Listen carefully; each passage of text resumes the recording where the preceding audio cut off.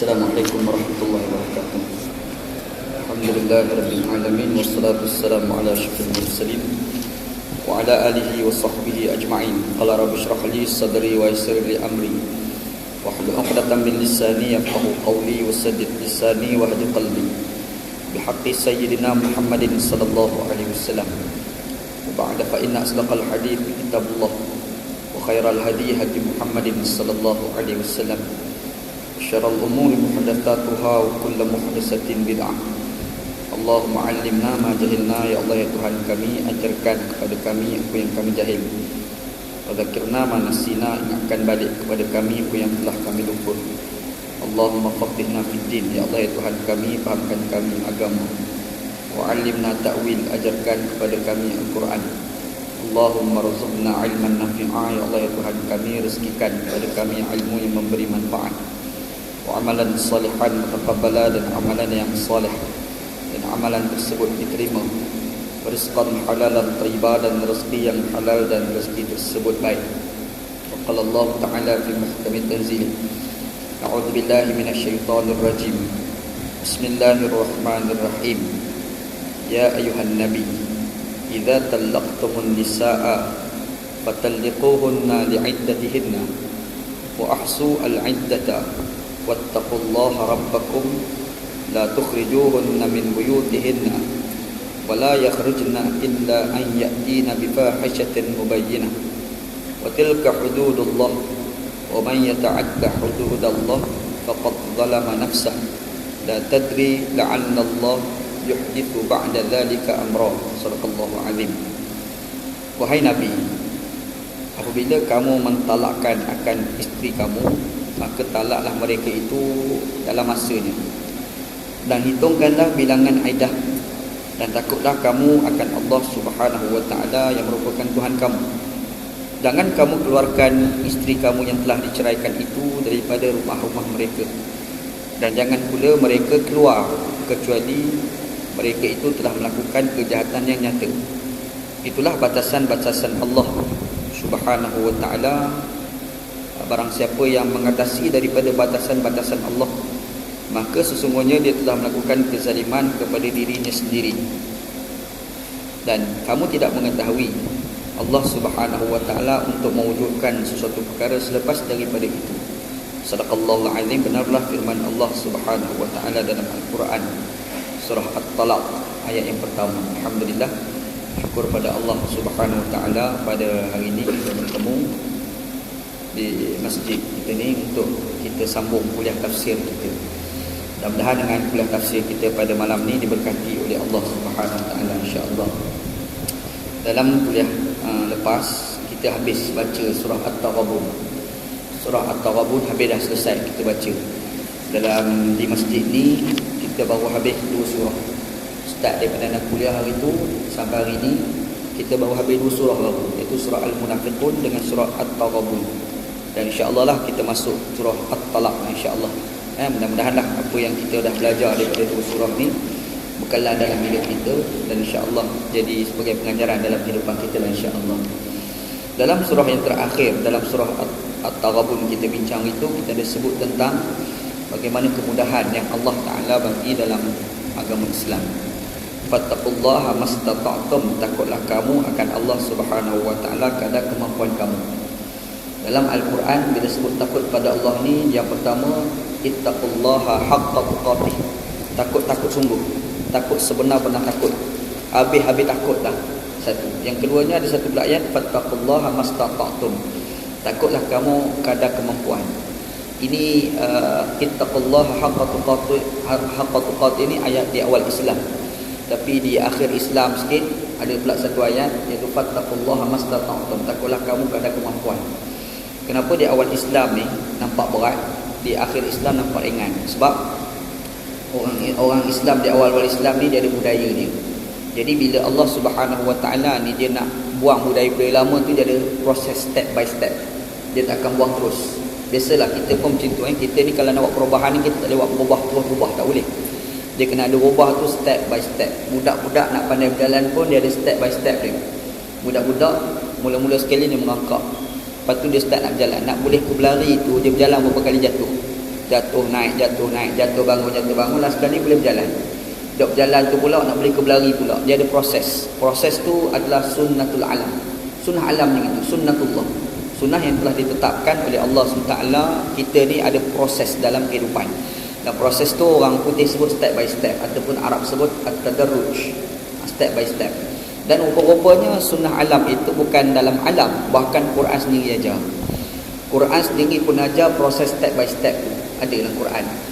Sama ada kita nak tadbir bumi ataupun dalam kehidupan kita sendiri. Kalau kita tengok dalam mentadbir bumi sendiri, macam Nabi SAW pada Nabi Muhammad SAW masa duduk di Madinah, Nabi SAW selalu sebut tentang Kaabah tu dia tak tepat pada tapak dia. Selepas pembinaan ketika Kaabah runtuh semasa Nabi SAW belum menjadi Nabi, Kaabah tu datang banjir besar, Kaabah runtuh. Lepas tu orang Arab ni buat Kaabah. Lepas tu bergaduh Arab ni sebab nak bubuh Hajarul Aswad. Hajarul Aswad tu bergaduh. Hampir di kalangan Arab tu bergaduh satu dengan yang lain. Hampir-hampir nak bergaduh. Nak jadi cerita, Nabi SAW pun datang masuk dalam Masjidil Haram. Nampak Nabi Muhammad, dia kata suruh Muhammad lah selesaikan kes kita. Nabi SAW pun panggil semua geng Pak Arab ni, buat keluar sekeping sebelah yang serban, letak Hajar Aswad tengah-tengah. Yang mana kabilah Arab tak berabuk sangat, yang pegang pegang. Dok pegang tu angkat letak tepi Kaabah. Lepas tu Nabi Muhammad sendiri angkat Kaabah tu, Hajar Aswad tu letak kat Kaabah. Masa tu nak buat Hajar Aswad pun bergaduh, seakan hampir-hampir pertumpahan darah. Cuma masa buat Kaabah tu tak tepat sebab duit tak cukup. Tak tepat dengan tapak. Dia kurang sikit pada qawaid Ibrahim tu. Tak. Jadi Nabi Muhammad selalu bagi tahu pada Siti Aisyah. Dok bagi tahu. Tiba-tiba berlakulah Fathu Mekah, pembukaan kota Mekah pada tahun ke-8 Hijriah. Bila berlaku Fathu Mekah, Nabi Muhammad SAW ni diam. Nabi Muhammad tak terus tukar tapak tu, bentukan Kaabah buat pada tapak ni sebenar masa tu. Jadi bila Nabi Muhammad tak buang, tak runtuhkan Kaabah, buat baru tu, Siti Aisyah ni dia fikir, kenapa Nabi tak buat? Sedangkan Nabi SAW ni penafsu maut tak tepat. Patut tukar je lah, kita dah merintah. Jadi Siti Aisyah ni kita tanya Nabi SAW. Nabi SAW pun jawab, laula hidthani qaumiki bil kufri la fa'altu. Kalau tak kerana kaum kamu baru saja meninggalkan kekufuran, aku buat lama dah. Nabi Muhammad tak terus buat. Sebab Nabi Muhammad dah teringat tu dulu masa nak bubuh Hajar Aswad tu bergaduh sakan. Ini kan pula Kaabah elok ni kita nak bagi runtuh, nak buat baru. Bukan cerita nak buat baru tu, nak runtuh. Masa runtuh tu pakat-pakat bergaduh pula ni. Jadi Nabi Muhammad tak buat. Nak gambarkan Nabi Muhammad tak terus buat kerana dalam hidup dunia ni dia ada proses step by step. Proses step by step tu memang sunnah alam dia begitu. Quran pun ajar macam tu. Satu. Yang keduanya, pengharaman arak. Arak ni dia bukan haram dalam Al-Quran sahaja sebenarnya. Arak ini diharamkan juga dalam Taurat dan Injil. Sebenarnya hukum haram arak ni bukan sekadar dalam Al-Quran, bahkan ada dalam Taurat dan Injil. Kitab-kitab dulu pun ada pengharaman arak.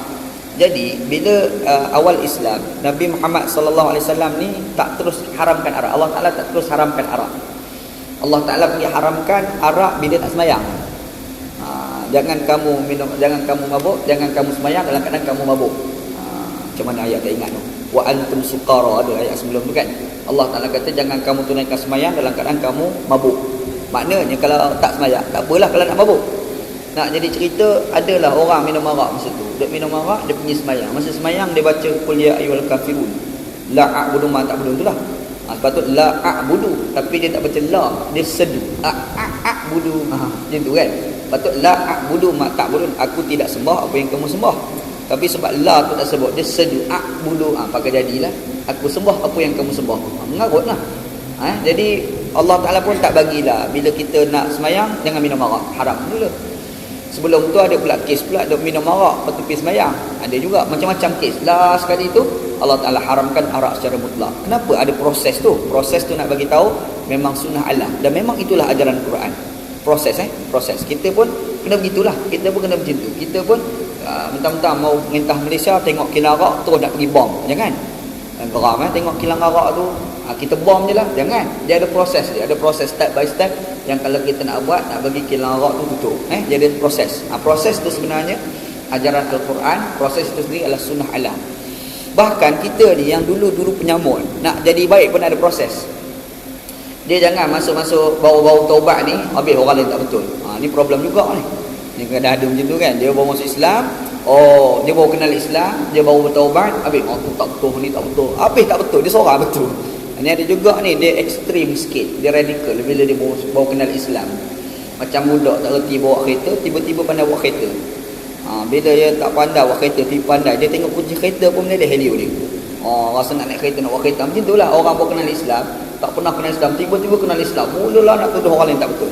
Yang ini tak sihat sebenarnya. Kita kena ingat Islam ni dia proses. Jadi kita nak jadi baik tu jadi proses dia.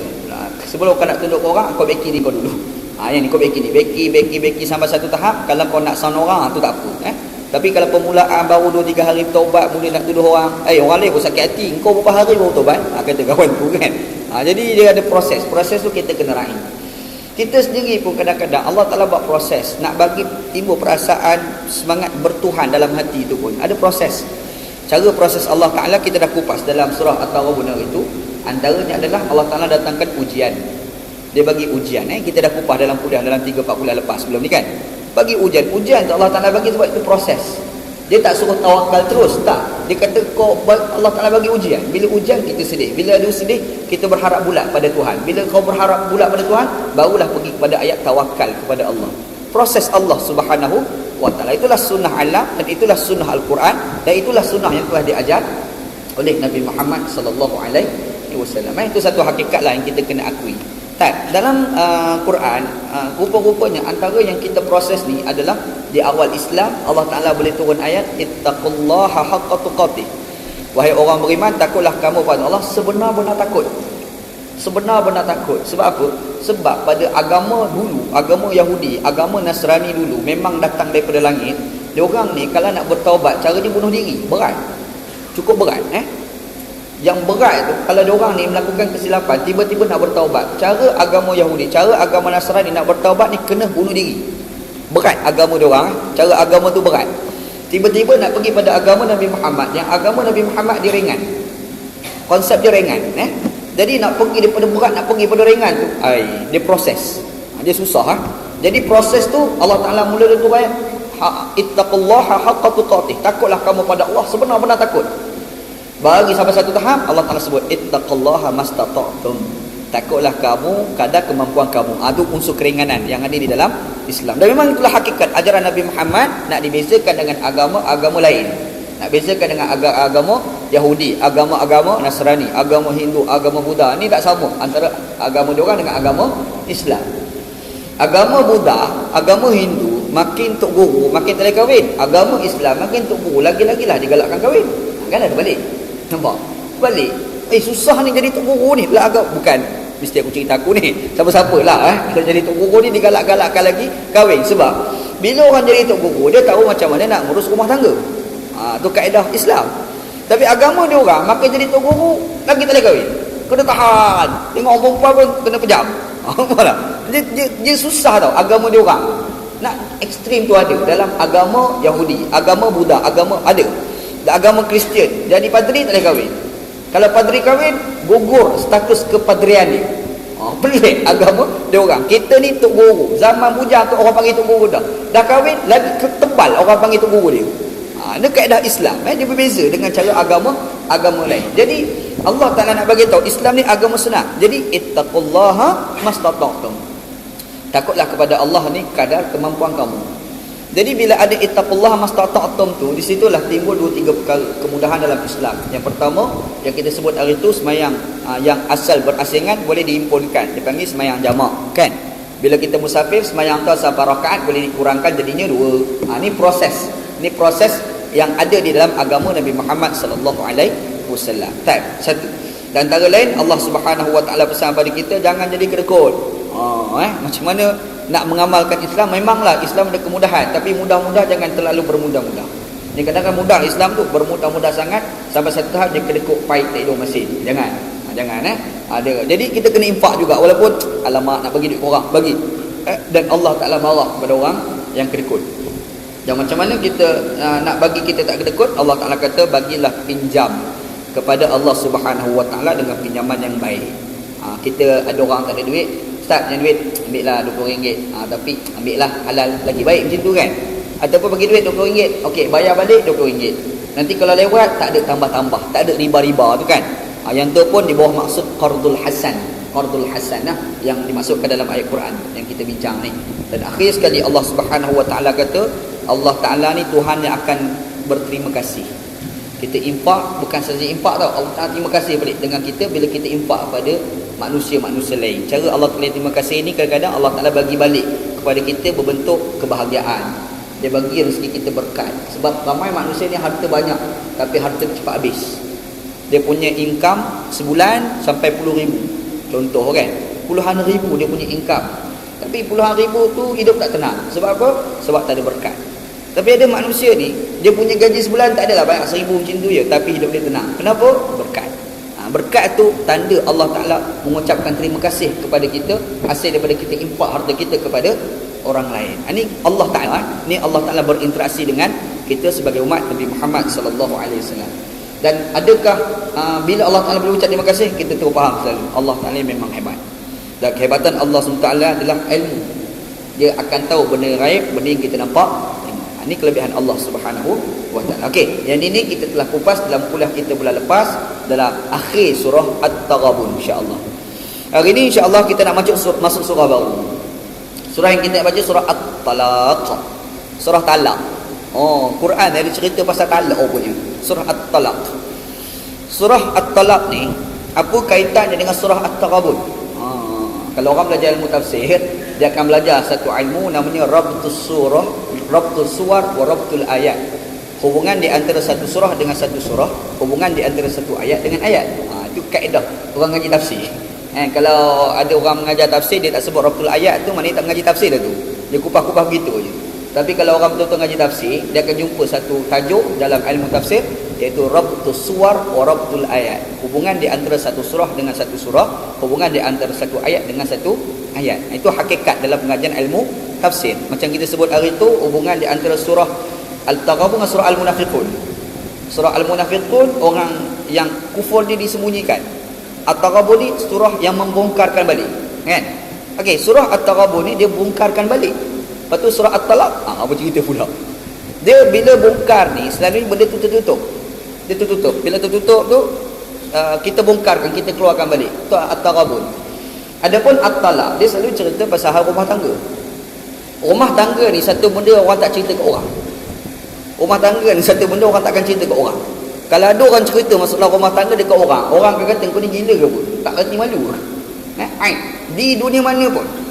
Mari dekat Malaysia pun serupa, pergi dekat negara Arab serupa, dekat Pakistan serupa, dekat negara Barat. Semua ni kalau ada masalah rumah tangga takkan cerita ke orang. Artis cerita tu masalah dia. Itu masalah dia lah. Itu luar kawalan. Bukan dia cerita pun. Apa surat khabar tu cerita kan. Duk keluar cerita masalah rumah tangga. Tapi hakikat kita sendiri kita takkan cerita masalah rumah tangga. Jadi sifat At-Talaq ni kadang-kadang dia terbongkar. Nampak? Dia tak terbongkar. Terpaksa bercerai. Bila bercerai berpisah. Bila berpisah orang pakat tengok apa hal dia ni berpisah. Makna situ daripada cerita rumah tangga yang disembunyikan terbongkar. Itu kaitan di antara surah At-Taghabun dengan surah At-Talaq. Satu. Yang kedua, dalam surah At-Taghabun di ayat yang pertama Allah Subhanahu wa taala disebut bahawasanya dia ni menguasai langit dan bumi. Tengok dalam ayat pertama, yusabbihu lillahi ma fis samawati wa ma fil ard, lahul mulku wa lahul hamdu wa huwa ala kulli syai'in qadir. Dalam ayat pertama Allah Taala kata bertasbihlah segala makhluk yang ada di langit dan di bumi kepada Allah. Dan Allah Taala tu Tuhan yang mempunyai kerajaan dan pujian tu pun ada pada Allah. Allah Taala berkuasa atas semua perkara. Dalam surah At-Taghabun di awal surah Allah Taala cerita bahawasanya dia ni ada kerajaan. Dia ni berkuasa. Dia cerita pasal kekuasaan dia. Dan dalam surah At-Talaq Allah Ta'ala gambarkan bagaimana adilnya kekuasaan Allah. Adil kekuasaan Allah ni hatta dalam urusan rumah tangga pun Allah Ta'ala bicara. Itu adilnya Allah Ta'ala. Ini kaitan di antara surah At-Taghabun dengan surah At-Talaq. Itu kaitan dia. Okey. Satu. Yang kedua, Allah Ta'ala sebut dalam ayat ni, kata Allah Ta'ala, ya ayyuhan nabi, idza talaqtumun nisaa fatalliquhunna li'iddatihinna wa ahsu al-iddata. Kata Allah Subhanahu wa taala, wahai nabi. Kata Allah, wahai nabi, apabila kamu mentalakkan, menceraikan isteri kamu, maka talaklah mereka itu dalam masa dia, dalam time dia. Dan hitungkanlah bilangan iddah. Itu terjemahan ayat Ayat ni dia ada dua asbabun nuzul, sebab turun ni. Dua riwayat lah, bukan dua sebabun nuzul, dua riwayat tentang sebab turun ayat ni. Sebab yang pertama, riwayat cerita berkait dengan Nabi SAW pernah mentalakkan salah seorang daripada isteri Nabi. Nabi pernah bercerai, tahu tak? Siapa perempuan tu? Hafsah binti Umar Al-Khattab. Anak pada Umar Khattab ni, isteri Nabi SAW, nama Hafsah. Hafsah ni salah seorang isteri Nabi SAW. Dia ni dah kahwin, lepas tu bercerai, lepas tu kahwin pula dengan Nabi SAW. Ingat isteri Nabi semua janda. Yang anak dara seorang, Aisyah. Tu Nabi SAW. Kita ni kahwin ramai, tapi semuanya anak dara, seorang je janda. Tu kita kan, terbaliklah dengan Nabi SAW. Nabi Muhammad ni bini dia semuanya janda, seorang anak dara. Tu Nabi SAW. Dan kebiasaannya Nabi Muhammad SAW kahwin ni bukan semata-mata kahwin. Dia kahwin ni, kalau kita sekarang kahwin politik dia panggil. Kahwin politik. Sebab apa? Sebab kadang-kadang suami tu mati dalam peperangan. Jadi bila suami mati peperangan, tak ada orang nak jaga, Nabi Muhammad ambil buat isteri. Kan? Ada macam tu kan? Ada pula orang perempuan pergi jumpa Nabi Muhammad, berkenan dengan Nabi, mengorak Nabi. Ada. Jadi mengorak Nabi pun ada kan? Mengorak ustaz berbelambak, takkan tak ada orang mengorak Nabi kot. Kan? Mestilah ada kan? Tak. Jadi cerita dia, macam contoh, ada salah seorang isteri Nabi SAW, nama Maimunah. Maimunah ni salah seorang isteri Nabi SAW. Nama betul dia bukan Maimunah. Nama betul dia Barrah binti Al-Haris Al-Hilaliyah. Itu nama betul dia. Maimunah tu gelaran Maimunah. Maimunah ni mana orang perempuan yang berbahagia. Nabi Muhammad ni, dia punya romantik dengan bini dia, dia panggil gelaran, dia tak panggil nama.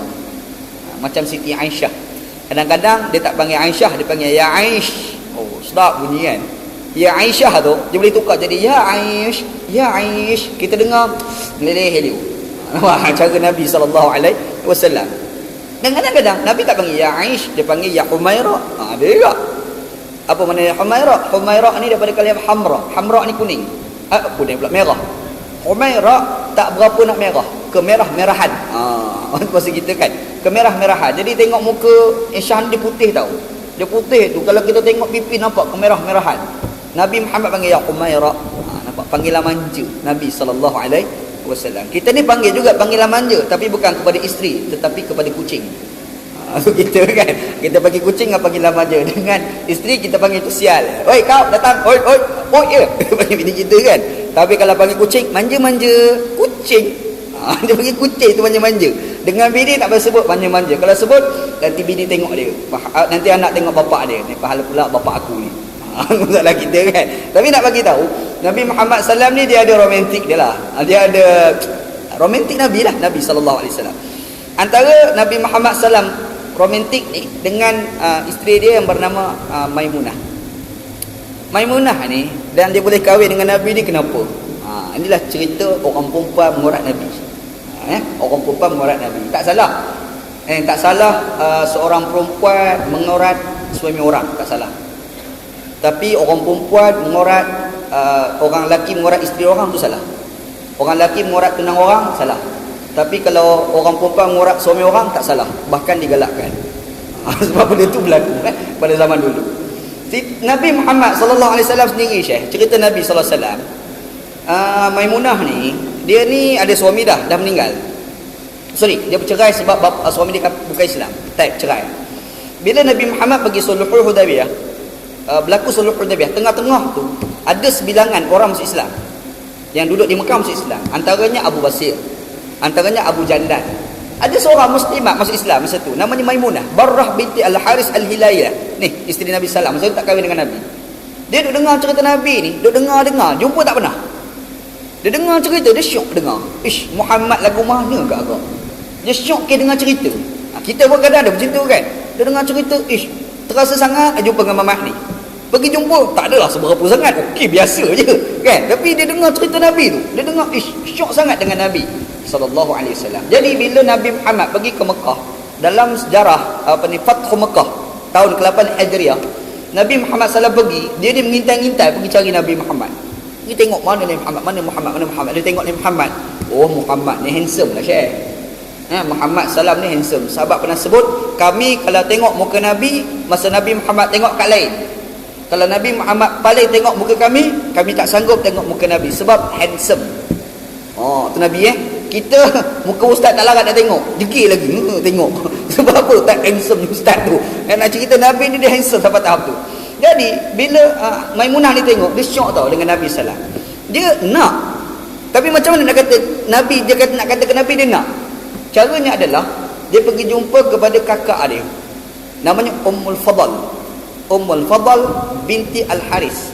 Dan Ummul Fadl ni isteri kepada Al-Abbas. Dan siapa Al-Abbas? Bapa saudara Nabi sallallahu alaihi wasallam. Dia jumpalah, dia katalah aku kenal semula dengan Nabi Muhammad. Muhammad ni begini-begini. Dia ceritalah perasaan hati dia. Ummul Fadl kata nak sangat ke weh? Nak lah weh. Dia kan. Nak lah, kalau nak tak apa. Nanti aku bagi tahu kepada suami aku Abbas. Abbas bagi tahu kepada Nabi. Abbas bagi tahu Nabi. Nabi kata, "Macam mana Tak apa, relax dulu." Dok tak lama, nampak macam nak sangat. Nabi Muhammad salam hantar orang pergi Penang pula. Pergi Penang. Orang yang dihantar oleh Nabi sallallahu alaihi wasallam tu namanya Abu Ja'far. Ja'far bin Abi Talib. Ja'far bin Abi Talib ni abang kepada Ali bin Abi Talib. Dok belaka adik-beradik dia. Tak pusing tu kan. Dok belaka sama-sama dia pusing kan. Hantar Ja'far pergi Penang. Ja'far pergi Penang lah, kahwinlah antara Nabi Muhammad sallallahu alaihi wasallam dengan Maimunah Al-Barrah binti Al-Haris Al-Hilaliyah. Cerita dah, dia cerita. Anak nak bagi tahu, dia mengorat-ngorat tu berlakulah pada zaman dulu. Berlaku. Cuma mengorat orang dulu dengan mengorat orang zaman sekarang tak sama. Orang sekarang dia nak mengorat dia SMS. Dia mengorat orang zaman sekarang ni dia atas Facebook, Twitter. Hai, apa khabar? Sihat? Terus kita punya style lah. Dulu lain. Dulu ada style orang dulu. Tak cerita zaman Nabi dah. Kita sekarang kita tengok dengan anak kita mengorat. Lain, tak sama Syekh. Cara kita mengorat dulu lain, cara kita mengorat sekarang lain. Orang dulu mengorat ada orang tengah, orang sekarang mengorat direct. Buang masa pakai orang tengah, takut-takut orang tengah terembat. Tu kita sampai sekarang kan.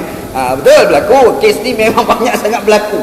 Dekat Mesir tu banyak berlaku masa nak belajar dulu. Ada cerita ada kawan seorang ni, dia kenal kat seorang ustazah ni lah, ustazah lah di Mesir, mengaji Mesir kan.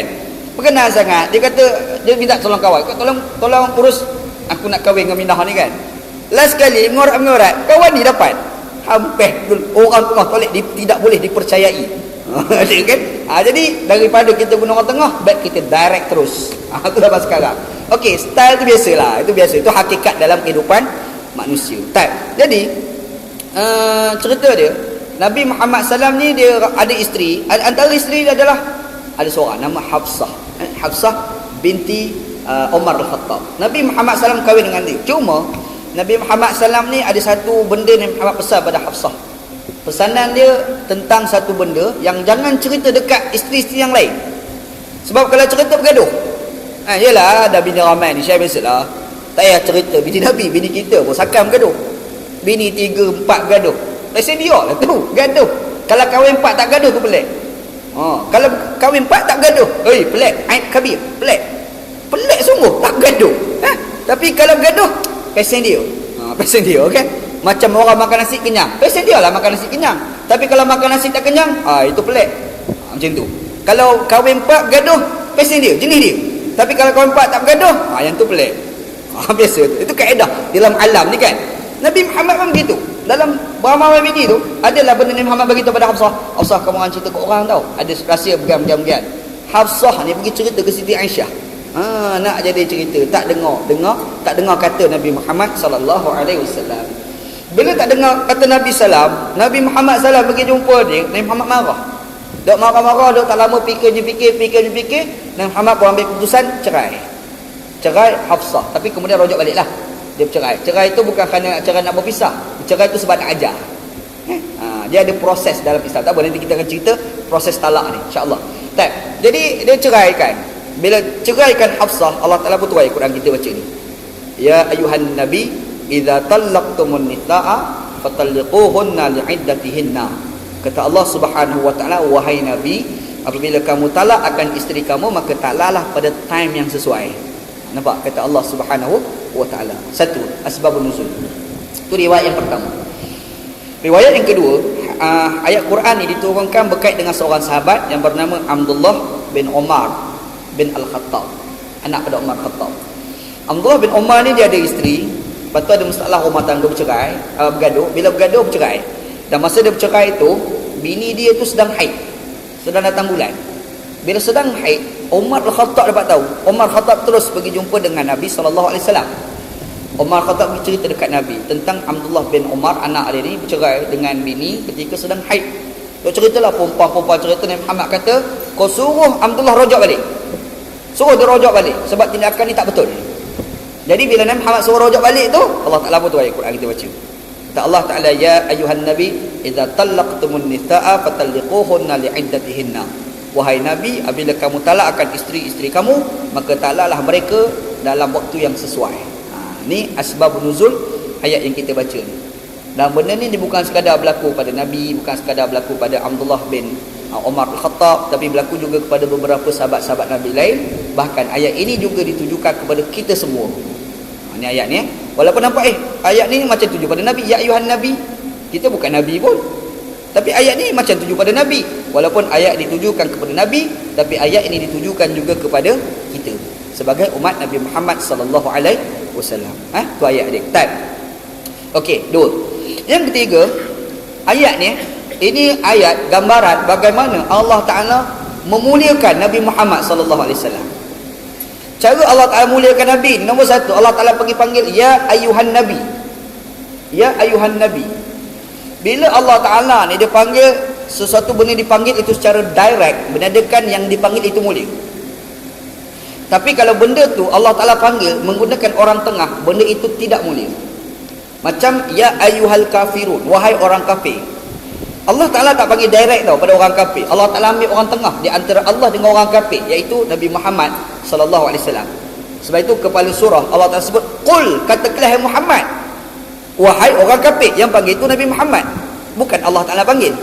Sebab apa Allah Ta'ala tak akan panggil direct pada orang kafir? Kalau Allah Ta'ala panggil direct, orang kafir jadi mulia. Tapi bila Allah Ta'ala tak ambil orang tengah, dia panggil direct, menandakan yang dipanggil itu mulia. Ya ayyuhalladzina amanu, wahai orang-orang beriman. Orang beriman itu mulia. Ya ayyuhan nas, wahai manusia. Manusia itu mulia. Sebab walaqad karramna bani Adam. Sesungguhnya kami telah muliakan anak-anak Adam. Manusia itu sifat dia mesti mulia. Gambarannya bila Allah Ta'ala panggil direct, yang dipanggil itu mesti mulia. Antara yang Allah Ta'ala panggil direct tu, ya ayyuhan nabi, wahai nabi. Nampak? Direct panggil Nabi Muhammad sallallahu alaihi wasallam. Satu. Yang kedua, Allah Ta'ala muliakan Nabi Muhammad ni, Allah Ta'ala kata idza talaqtumun nisa. Apabila kamu tum dalam bahasa Arab ni, dia ada kamu satu, dia ada kamu ramai dalam bahasa Arab. Anta, kamu seorang. Antum, kamu ramai-ramai. Itu bahasa Arab. Kalau kita sembang ramai-ramai, kita sebut enta, tak betul segi bahasa Arab. Bahasa Arab ni dia enta, kamu seorang. Kalau antum, untuk kamu, tapi ramai-ramai. Bahasa Arab tiba-tiba Allah Ta'ala ni dia pergi panggil Nabi Muhammad seorang, bukan anta tapi antum. Idza talaqtum, apabila kamu mentalakkan. Itu cara kita memuliakan orang. Macam kita jumpa orang, kita bagi salam, assalamualaikum. Sepatutnya assalamualaikum, sebab seorang. Faham tak? Assalamualaikum, salam sejahtera ke atas engkau. Engkau tu seorang. Tapi kalau ramai, dia tak sebut assalamualaikum, dia kena sebut assalamualaikum, ramai. Tapi kenapa jumpa seorang pun kita sebut assalamualaikum? Kenapa? Nak bagi tahu itulah memberi kemuliaan kepada orang yang dipanggil. Tu segi bahasa Arab dia. Ini segi bahasa Arab. Allah Ta'ala panggil Nabi Muhammad idza talaqtum, apabila kamu ramai-ramai. Padahal Nabi Muhammad, itu cara Allah Ta'ala muliakan Nabi Muhammad sallallahu alaihi wasallam. Ada orang tanya tentang bagi salam pada orang kafir, boleh ke tidak baru-baru ni. Nak beritahu nak memberi salam kepada orang kafir boleh. Dan orang kafir bagi salam pada kita, jawab salam pun boleh. Tak ada masalah. Orang kafir berkata assalamualaikum, kita pun waalaikumsalam, boleh. Ataupun kita nampak orang kafir, nampaklah Hindu mana tu lalu assalamualaikum, dia pun waalaikumsalam, hukum tu boleh. Dan tu orang kata sebelum ni tak boleh. Macam mana isu tak boleh? Dia tak boleh ni sebab orang Yahudi dulu. Orang Yahudi dulu dia ada problem tau. Dia orang ni kalau jumpa orang Islam, dia akan bagi salam, tapi dia bagi salam tak elok. Dia bagi salam tak betul. Sepatutnya assalamualaikum, dia bagi sebut assalamualaikum. Assalamualaikum ni sejahtera ke atas kamu. Tapi kalau assalamualaikum, assam tu maknanya mati, bukan lam. Assam, assalamualaikum ni pergi mampus. Tu bahasa kita lah, terjemahan kan, pergi mampus. Jadi disebabkan orang Yahudi dulu jahat, dia sebut assalamualaikum. Kita dengar sekali tak perasan tau. Assalamualaikum, Assalamualaikum kan. Dia dah Assalamualaikum tu tak perasan. Nabi Muhammad tahu yang orang Yahudi ni jahat. Masa ucapan salam pada orang Islam, Nabi Muhammad tak bagi orang Islam jawab salam mereka. Nampak? Tapi kalau kita tahu orang kafir tu bagi salam dengan salam yang bagus, boleh jawab Waalaikumsalam. Nampak? Assalamualaikum, kita pun jawab Waalaikumsalam. Kenapa? Wa idza hujjitum bi tahiyyatin fahayyu bi ahsana minha. Allah Taala sebut apabila diberikan satu ucapan, maka balas balik ucapan itu dengan lebih baik daripada itu. Ini Quran bagi tahu. Lepas tu ada pula satu hadis riwayat Imam Al-Bukhari dan juga Imam Muslim mengatakan bahawasanya kalau kita jumpa dengan orang Yahudi, jangan bagi salam pada mereka. Larangan Nabi Muhammad SAW itu kerana kalau kita bagi salam Assalamualaikum, bimbang, dia orang akan jawab Waalaikumsalam. Tapi kalau yakin, dia orang akan jawab Waalaikumsalam, kita sebut Assalamualaikum tu boleh. Nampak? Hukum memberi salam pada orang kafir boleh.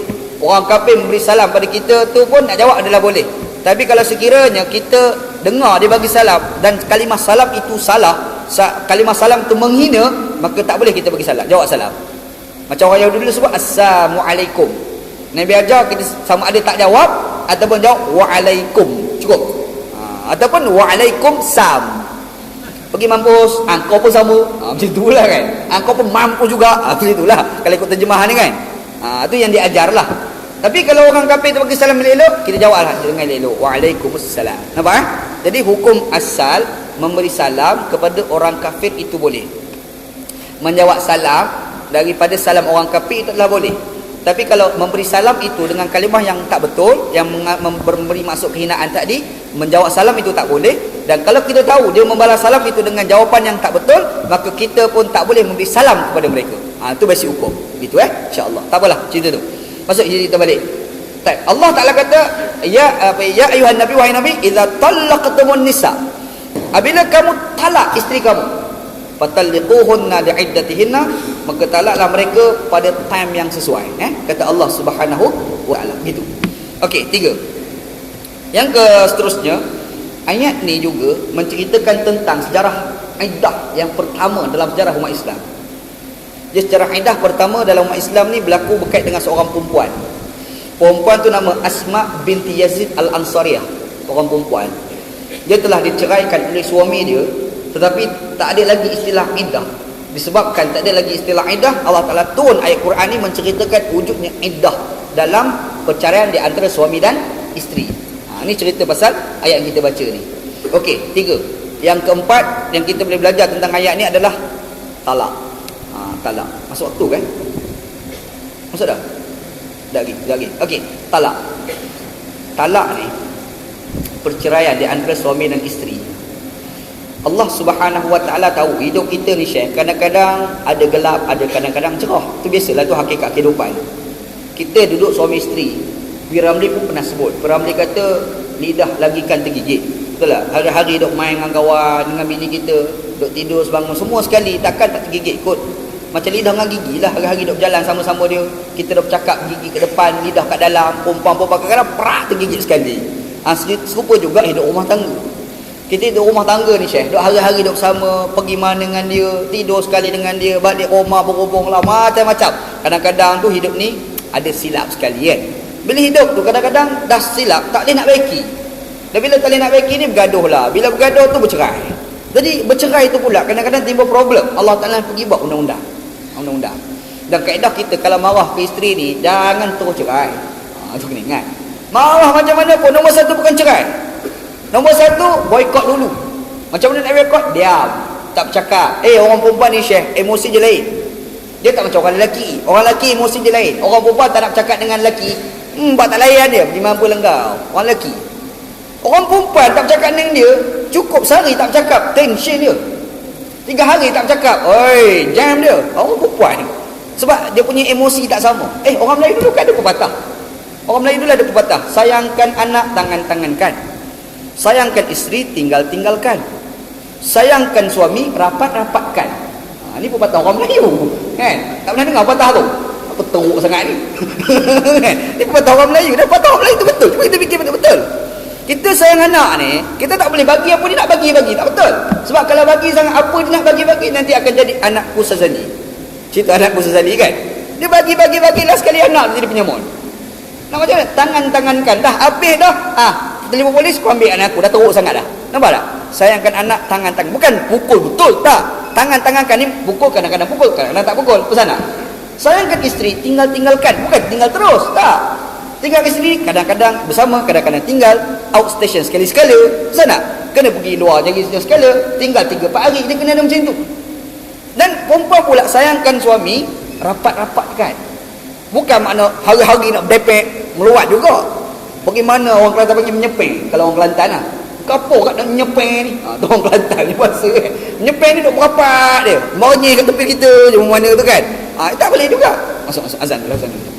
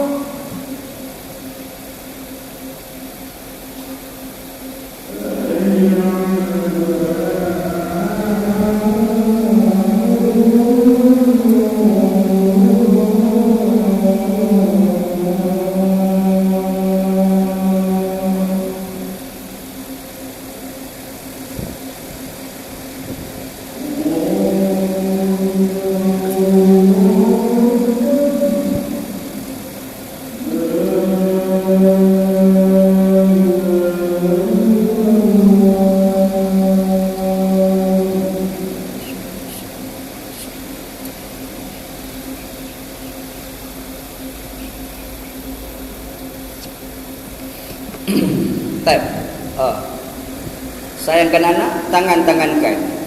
Sayangkan isteri, tinggalkan. Sayangkan suami, rapat-rapatkan. Rapat-rapat tu bukan duk rapat salukam je tu. Rapat-rapat meluat ke suami. Caranya kadang-kadang rapat, kadang-kadang menjauhkan diri sikit, kadang-kadang pergi rapat. Itu kaedah naluri manusia. Lumrah manusia ni begitu. Orang lelaki pun kalau bini tinggal sangat tak boleh buat tak layan.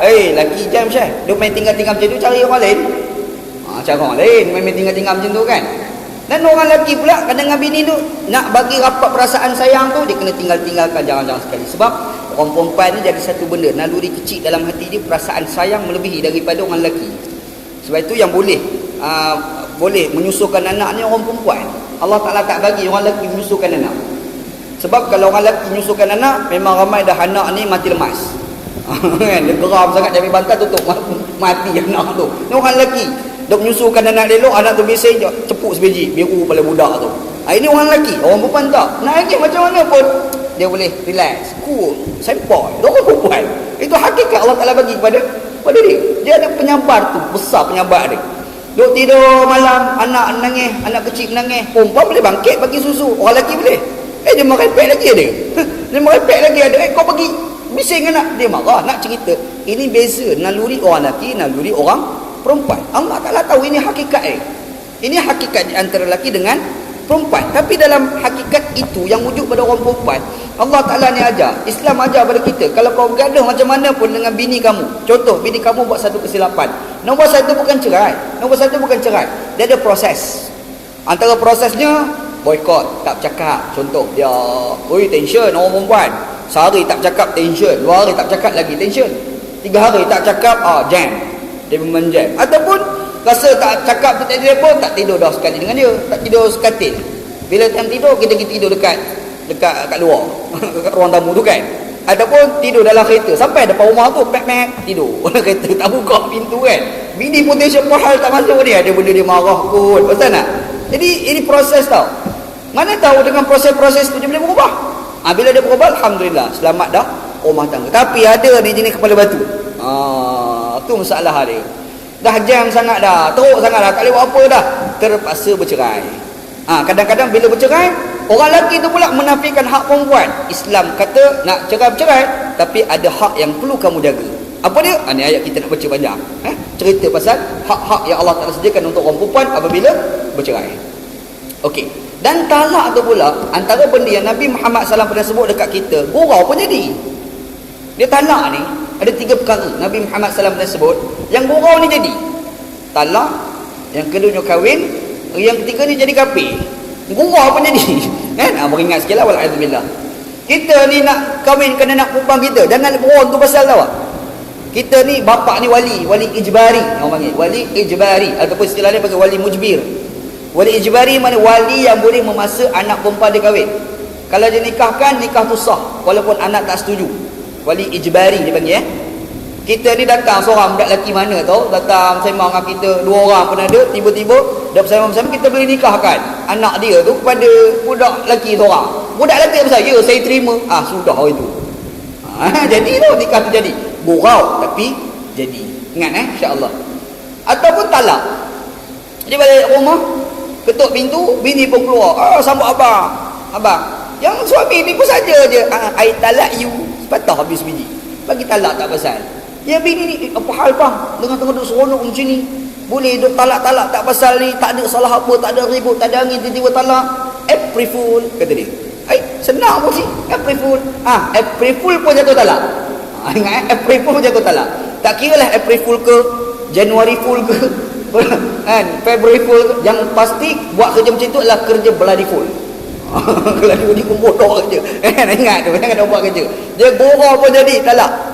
Dan talak tu pula, dia ada satu sudut dipanggil daripada sudut lafaz, satu lagi dari sudut bentuk. Dari sudut lafaz ni jadi 2. Satu dia panggil soreh, yang kedua dia panggil kinayah. Lafaz soreh, lafaz clear talak.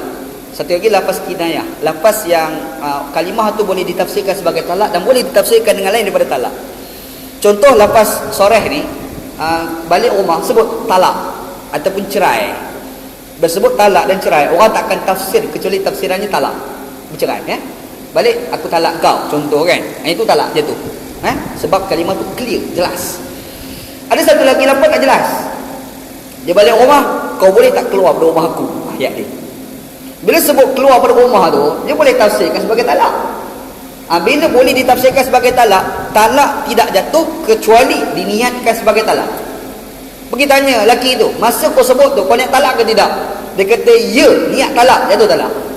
Kalau tidak niat talak, maka tak jatuh talak. Faham Jadi ada lafaz soreh, satu lagi dia bagi lafaz kinayah. Lafaz soreh, gurau pun jadi. Yang kata gurau jadi, ni lafaz yang clear tadi. Balik-balik talak you April Fool, yang tu jadi sebab kalimah talak ataupun kalimah cerai. Tapi kalau sekiranya dia sebut lafaz kinayah, tak jatuh talak, gurau hatta sengaja sebut keluar peramat rumah, tak jatuh talak, kecuali kalau disebut itu diniatkan sebagai talak. Itu segi lafaz. Yang kedua, daripada sudut bentuk, talak ni dia ada dua. Dia panggil talak bid'ah, satu lagi dia panggil talak sunnah. Kita duk dengar sunnah bid'ah ni bab mayang, tahlil arwah. Tu orang cerita pasal bid'ah kan. Marilah sekarang ni bergaduh lah pasal nak buat tahlil arwah ni bid'ah ke tidak. Nak buat, tak nak buat sudah, saya masalah. Urusan jangan duk bergaduh macam ni. Ada ulama kata boleh, ada ulama kata tak boleh. Dia nak buat sebab ulama, orang yang buat tu pakai pendapat ulama kata buat. Tapi ada ulama tak setuju. Kau nak pakai pendapat tu sudah, biar. Jangan duk marah orang nak buat dan kita jangan duk marah orang tak buat. Ni kadang-kadang orang duk buat dia marah. Ada pula yang tak buat, time makan pergi marah pula kawan tu pergi makan. Minta ni tahlil tak bid'ah, makan apa tahlil bid'ah, makan tak bid'ah. Macam gaduh apa tu? Perempuan nak cari gaduh semua ni. Baik. Tahlil arwah ni ulama khilaf. Ada ulama kata boleh, ada ulama kata tak boleh. Tapi yang pastinya bergaduh tu sepakat ulama kata tak boleh. Ingat situ Jadi ini beringatlah benda khilaf ni hormat je lah. Memang kita tak nafikan, memang ada ulama mengatakan tahlil arwah itu adalah bid'ah. Memang ada. Dan antara ulama yang kata bid'ah tu ulama mazhab Syafi'i. Yang kata tak bid'ah ni ulama mazhab Hanafi. Jadi ulama mazhab Hanafi mengatakan buat tahlil arwah itu tidak bid'ah. Bid'ah tapi bid'ah yang boleh dibuat. Dia bid'ah tapi bid'ah yang boleh dibuat. Ulama dalam mazhab Hanafi. Peliknya orang mazhab Hanafi tak buat, kita Syafi'i pula rajin nak buat. Terbalik pula lah kan. Tapi tak apalah, kita nampak mungkin tak ikut cara ulama mazhab Hanafi. Jadilah debat panjang lah tentang arwah ni boleh ke tidak. Itu kita cerita dalam kuliah akan datang lah insya-Allah. Ada pula satu lagi istilah talak bid'ah, talak sunnah. Ada talak bid'ah, talak sunnah. Ayat ni idza talaqtumun nisa fatalliquhunna li'iddatihinna. Apabila kamu talak isteri kamu, talaklah pada waktu yang sesuai. Yang ni dipanggil talak sunnah. Sebab dia ada talak bid'ah. Apa yang dikatakan talak sunnah dan apa yang dikatakan sebagai talak bid'ah? Talak sunnah adalah kau talak bini kamu ketika dia suci daripada haid. Dia tak ada haid, kau talak. Satu. Yang kedua, bukan selepas daripada setubuh. Lepas jima kau pergi talak ke dia. Yang tu talak bid'ah. Ini ni tak setubuh, lama dah. Dia haid, dia berhenti haid, suci, tak jima, talak. Itu bagi talak sunnah. Nampak Lepas tu yang ketiganya talak tu satu. Jangan rembat 10 sekali. Ini geram sangat, ambil ni talak kau 10. Mak kau bagi. Dia geram sangat, dia marah sangat, kata ambil kau talak sejuta. Sejuta dia rembat. Zaman dulu aku dah tahu, zaman sahabat Abdullah bin Abbas, ada satu hadis Nabi SAW, satu hadis, satu athar berkait dengan sahabat, bukan dengan Rasulullah, berkait dengan sahabat Abdullah bin Abbas. Abdullah bin Abbas ni orang alim. Orang kalau tanya hukum fiqh, tanya dia. Zaman Nabi Muhammad SAW ni sahabat ni macam-macam, macam kita ke. Ada yang ustaz, ada tak apa ustaz, ada yang suka dengar, ada yang suka ceramah. Sahabat Nabi macam tu juga. Ada yang pendengar, ada yang bercerita. Antara yang suka bercerita tu adalah Abdullah bin Abbas radhiyallahu anhu. Abdullah bin Abbas radhiyallahu anhu ni, dia ni orang alim. Jadi orang suka tanya hukum dekat dia. Ada seorang sahabat pergi jumpa Abdullah bin Abbas ni, dia pergi cerita yang dia tertalak, bini dia 100 talak. Talaqtu zawja, aku telah mentalakkan isteri aku ni mi'atan, 100 talak. Dia pergi sebut ke Nabi, ke Abdullah bin Abbas. Abdullah bin Abbas kata apa? Abdullah bin Abbas kata, kamu telah melakukan dosa kepada Tuhan kamu. Asaita rabbak. Kamu telah melakukan maksiat kepada Tuhan kamu. Wa banat minka zawjak. Kamu telah talak bainlah kamu terhadap isteri kamu. Talak 3 tu. Sebab bila talak lebih pada 3, hukum jatuh 3. Lalu dia Abdullah bin Abbas terus baca ayat Quran, ya ayuhan nabi idza talaqtumun nisaa fatalliquhunna li'iddatihinna. Cerita yang berlaku pada zaman sahabat terdahulu. Jadi dia ada talak sunni, talak bid'ah. Sebab itu bila nak talakkan isteri, pastikan jangan talak ketika dia haid. Nak talak sangat, tahan, relax dulu. Dia sedang haid, datang bulan, relax dulu. Dah berhenti haid, baru talak. Satu. Ataupun lepas bersetubuh geram sangat, jangan dia talak masa tu, relax dulu sampai confirm haid dia punya rahim tu dah bersih. Sebab kadang-kadang setubuh mungkin dia beranak, haid dia berhenti kan, dia berhenti mungkin dia mengandung, nak talak lepas beranak nanti baru talak. Tahan lah, kena tahan sikit lah, kena tahan sikit kan. Dan talak tu pula jangan bubuh 1000, jangan bubuh 2, 3, jangan bubuh 1. Geram macam mana pun 1, jangan bubuh 3, jangan 4, jangan. Sebab kalau tergila talak kan pada muka. Kan berlambak macam tu kan. Dia geram macam mana tu, borembat 1000. Pahal tak tahu. Lepas tu tak lama termenung. Sudah menyesal lah pula. Mula gila talak. Gila talak tu pula menyusah ke ustaz. Tu lagi susah. Ustaz, macam mana nak buat ni ustaz? Macam mana nak mengelak? Aduh mak kau. Ustaz pula jadi hal. Ustaz kata kena tak boleh lah talak 3 ni. Nak juga muhallil. Muhallil ni orang Melayu kita panggil Cina buta. Kesian ke Cina. Tak pasal-pasal Cina dapat kan. Cina tu celik-elok orang panggil Cina buta. Jahat sungguh orang Melayu ni. Kan? Dia panggil Cina buta lah, orang Melayu kita panggil lah. Istilah lah tu. Minta maaf kalau ada orang Cina minta maaf lah. Tapi tu itulah istilah orang Melayu. Anak bagi forum dengan Anwan Seng kat Kota Damansara. Anwan Seng sebut, kenapa sebut Cina? Saya terasa. Anda kata lama jamnya aku. Minta maaf lah. Tapi itulah istilah yang biasa di kalangan orang Melayu. Tak? Jadi cerita dia, talak tu jangan bagi jangan. Kalau dah talak 3, dia panggil talak bain. Dia talak ada 2 kan. Satu dia panggil talak raja'i, satu lagi dia panggil talak bain. Talak raja'i ni talak 1, talak 2. Talak yang boleh dirojok. Satu lagi talak 3, talak yang tidak boleh dirojok. Kalau nak juga dia kena muhallil, iaitu perempuan tu dia kena kahwin lelaki lain dan dia kena bersetubuh dengan lelaki tersebut. Lepas tu bercerai, habis iddah, baru boleh kahwin dengan suami lama dia. Dan kahwin tu bukan sekadar rojok tau, kena akad nikah lain. Kena jumpa bapak dia tak jadi wali balik kan. Panjang cerita lah. Sebab tu kalau kau nak talak, fikir panjang. Allah Ta'ala ni nak ajar, kamu jangan talakkan isteri kamu ketika sedang haid. Sebab emosi dia tak bagus. Masa emosi tak bagus, sementara nak datang ke suci tu lama sangat, sempat dulu kita berfikir. Fikir dulu, betul juga. Lala sekali, asal-asal nak talak, jadi tak talak. Masa nak? Nampak? Dan jangan lepas tubuh kau talak. Sebab mungkin dia mengandung. Kita boleh tahan. Masa dah tahan sementara nak tahu dia ni rahim dia bersih ke tak bersih tu, kita pun dah ubah perasaan kita. Tak jadi nak talak. Nampak? Proses Allah Ta'ala tu sengaja memperlewat-lewatkan. Sebab kalau boleh jangan bercerai. Dia nak macam tu. Kalau boleh jangan bercerai. Kalau boleh sabar, tahan. Sebab kalau bercerai banyak implikasi dia. Implikasi apa dia? Kalau ada anak, problem. Nak pula macam mana kan? Nak cerita inilah proses yang telah ditetapkan oleh Allah Subhanahu wa Ta'ala kepada kita. Gitu. Okey, satu dah. Lain, Allah Ta'ala kata, "Watalliquhunna li'iddatihinna wa ahsu al-iddata." Dan hitung balik bilangan iddah. Dalam Islam ni bila bercerai dia ada iddah, talak iddah. Talak dia ada iddah. Bila bagi talak raja'i, iddah bagi orang perempuan untuk nak membersihkan dia punya rahim. Macam contoh, orang perempuan bercerai sebab suami dia meninggal 4 bulan 10 hari kan. Kalau sekiranya dia bercerai biasa, suami dia cerai, dia kena ada 3 kuruk. 3 kuruk ni 2 pendapat. Satu pendapat kata suci, satu pendapat kata haid. Bermakna kalau dia cerai ketika dia sedang haid, ketika itu tidak dikira suci. Suci dia baru kira balik satu. Faham tak? Haid suci, 3 kali suci, barulah dikira sebagai boleh kahwin orang lain. Habis iddah dia, hukum dia kan. Apa lagi? Bagi orang perempuan yang mengandung, pergi talak bini ketika sedang mengandung. Talak tu talak bid'ah, tapi talak tu sah. Talak tu jatuh. Bila iddah ni, bila dia beranak, bini tu nak masuk hospital, nak beranak 3-4 hari, pergi talak boleh. Dok orang sakit perut lah, geram sangat, tak tahan sangat, dah nak beranak, dia pun ambil gelas balik ke suami. Suami geram, aku talak engkau. Talak tu terus tu beranak. Contoh, terus tak ada iddah. Apa kan?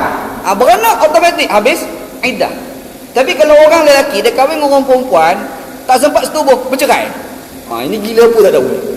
Dekat nikah, apa nikah, pergi jumpa perempuan. Okey, kita dah sah sebagai suami isteri. Sekarang aku talak engkau. Dia talak masa tu. Tak sempat setubuh. Yang tu tak ada iddah. Yang tu tak, sekarang berlaku tau orang macam tu tau. Berlaku baru ni sekejap. Kahwin tak ada apa-apa, bercerai dah. Kan? Kalau tengok dalam filem pun dah ada. Untuk 3 hari tengok filem. Tak tengok? Apa tak tengok teruk. Aku pun tengok filem tu kan. Filem Afrin Syauqi. Filem tu kan nak tengok. Itu tu kan. 3 hari tak ada apa-apa dah bercerai. 3 hari. Kahwin 3 hari bercerai. Bagi talak 3. Orang perempuan tu tidak pernah disetubuhi. Ketika itu orang perempuan itu tidak ada iddah. Tak ada iddah. Sebab apa tak setubuh? Iddah ni dia nak bara'atul rahmi. Dia nak bagi rahim dia bersih. Itu tujuan dia. Iddah. Tak.